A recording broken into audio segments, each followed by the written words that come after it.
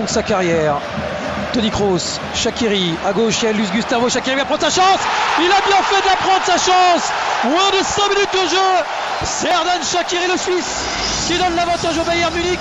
Il y a de très bons appels, hein, notamment de celui de Claudio Pizarro, mais on ne le voit pas à l'écran. Il y a aussi celui de Luis Gustavo qui permet à Shaqiri de se mettre en situation de frappe au but. Vous avez vu le petit regard vers Gustavo. Les deux joueurs tombent dans le panneau, à la fois Dickmayer et Jeffrey Bruma.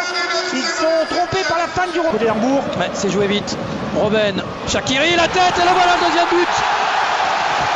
Bastian Schweinsteiger. Concentration, ils pêchent dans la concentration les joueurs de Hambourg. Bruma n'attaque pas. Et derrière, quel bon ballon quand même de Shaqiri sur Bastian Schweinsteiger qui marque son 6e but de la saison. Robben pour frapper le corner. Dévié au deuxième poteau. Ce ballon. Et le voilà le but. Sont attendus par Claudio Pizarro. De Hambourg, une déviation au premier poteau avec Westermann qui perd son duel. Le ballon est prolongé. Derrière, Claudio Pizarro arrive lancé. Et je vais donner deux petites stats. 21e fois que Pizarro joue contre Hambourg. C'est son 15e but. La 11e fois. Arjen Robben qui peut trouver Pizarro. Le 1-2 est parfait. Arjen Robben, le 4-0. Oh, la correction qu'est en train d'infliger le Bayern Munich. Hambourg, il y a l'efficacité, mais il y a surtout la manière.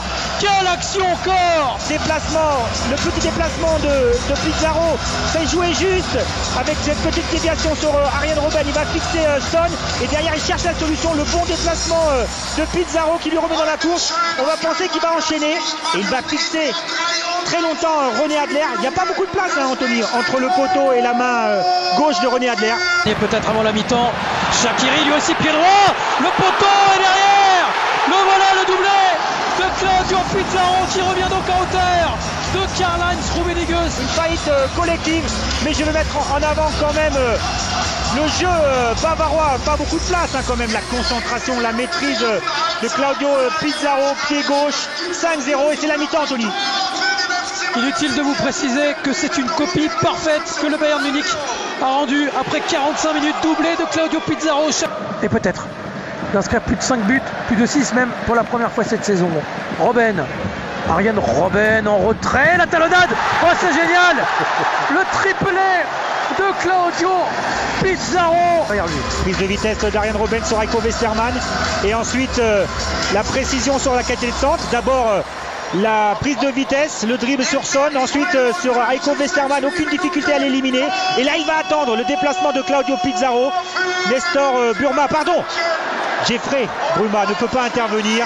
Aujourd'hui l'intervention du joueur de la charnière centrale de Hambourg laisse plus qu'à désirer. C'est qu'il peut continuer encore une fois à s'enivrer du succès. Et le voilà, le 7e but inscrit par Arjen Robben 2 minutes après Claudio Pizarro. Ça fait 7-0 pour la première fois de la saison. Le Bayern inscrit plus de 6 buts. Balle plus inutile. Derrière, Claudio Pizarro va fixer à Adler. Et derrière, quel bijou, quelle classe, quel talent d'Arjen Robben. Regardez ce petit piqué. Un amour de toucher de balle pour marquer ce 7e but. Vous me demandiez qu'a pu dire Jupp Heynckes à la mi-temps. J'ai dit prenez du plaisir. Une nouvelle fois la parfaite illustration. Thomas Müller et le quadruplé de Claudio Pizarro. 68 minutes de jeu, ça fait 8-0. Du côté de Hambourg, ça déroule. Et là, une nouvelle fois, absolument pas de position de hors-jeu sur cette nouvelle passe de Franck Ribéry sur Thomas Müller. Et le timing est à chaque fois parfait. Regardez, fin du regard, prise d'information. Derrière Thomas Müller qui se situe par rapport à la ligne de sortie de but.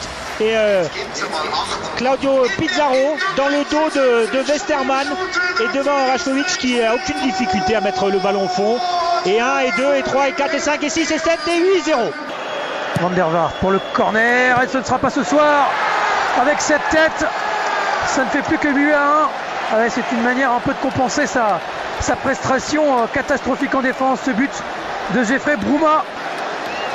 Ouais, une nouvelle fois, c'est dans un premier temps Luis Gustavo qui n'attaque pas. Et puis après, c'est Dante qui est trop court, qui est trompé par la course de Luis Gustavo. C'est Dante hein, qui perd ce duel.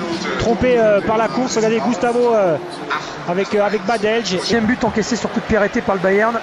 Le deuxième de la tête. Pendant ce temps-là, Franck Ribéry vient inscrire le 9e but du Bayern. Il voulait le marquer. Franck Ribéry, ce but, c'est chose faite. 76 minutes de jeu. Le Bayern mène 9 buts à 1. Fait temps fort sur une touche. Cette fois-ci, regardez la naïveté encore une fois en défense. Franck Ribéry qui prend la vitesse. Bruma qui ne le charge pas. Et derrière, à partir du moment où on ne fixe pas le porteur du ballon et qu'on laisse un tout petit peu d'espace à ces joueurs de classe mondiale, eh bien ils font la différence. C'est bien aussi pour la confiance de Franck Ribéry. C'est bien de répondre présent. Il a été contre l'Espagne, il avait même été très très bon, mais c'est important aussi pour son capital de confiance individuelle et bien de marquer cet après-midi. En faveur d'Hambourg, le premier avait donné une réduction de l'écart à 8-1, et le deuxième ça fera 9-2 et c'est encore un défenseur central qui marque. Après Bruma, c'est Heiko Westermann. On est obligé de faire le même constat.